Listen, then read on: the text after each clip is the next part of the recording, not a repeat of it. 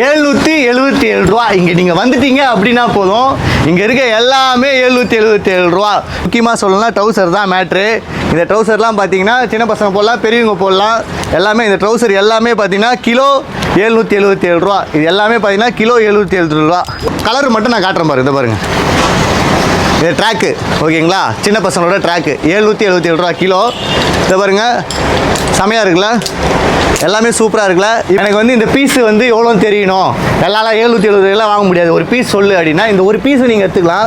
பாய் இது எவ்வளோ ரேட்டுன்னு பாருங்கள், 77 ரூபா தான்.